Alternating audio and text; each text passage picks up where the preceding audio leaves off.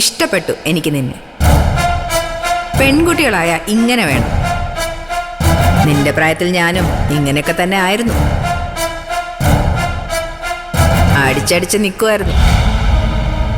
പക്ഷെ മോളെ, ഞാൻ നിന്റെ ശത്രു അല്ലെന്ന് നീ ഓർക്കണം. നമ്മൾ ഒരുമിച്ച് നിൽക്കേണ്ടവരാ. നമ്മുടെ രണ്ടുപേരുടെ ശത്രു ഒരാളാണ്. ഓ, എനിക്ക് ഒരുപാട് ശത്രുക്കളുണ്ട്. അതിൽ ആരായിട്ട് വരും തങ്കച്ചിയുടെ ശത്രു? കളിയാക്കണ്ട. ഞാൻ പറഞ്ഞത് നേരാണെന്ന് തെളിയിക്കാൻ ഇതുവരെ നിനക്കറിയാത്തൊരു രഹസ്യം ഞാൻ പറയാം. അത് കേട്ടാ ഉറപ്പായും നീ ഞെട്ടും. നിന്റെ അച്ഛൻ എങ്ങനെയാ മരിച്ചത്? അതൊരു സ്വാഭാവിക മരണമായിരുന്നോ അതോ കൊലപാതകമായിരുന്നോ? സ്വാഭാവിക മരണം. എന്നാ അല്ല, കൊന്നതാ നിന്റെ അച്ഛന്.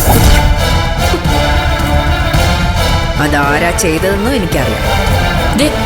വെറുതെ നോണ പറയരുത്. സുധി മരിക്കാൻ കാരണം നിരഞ്ജന്റെ വണ്ടി ഇടിച്ചതാണെന്ന് നീ എപ്പോഴാ അറിഞ്ഞത്? അതിനും വളരെ മുമ്പേ എനിക്കറിയാമായിരുന്നു ആ രഹസ്യം. രഹസ്യങ്ങളുടെ ഒരു കലവറയാ മോളെ തങ്കച്ചിയുടെ മനസ്സ്.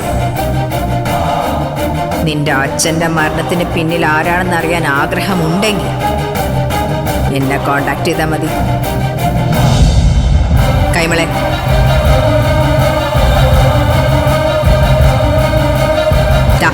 ഇതായാലും വിസിറ്റിംഗ് കാർഡ്. വിളിച്ചാൽ മതി, നമുക്ക് കാണാം.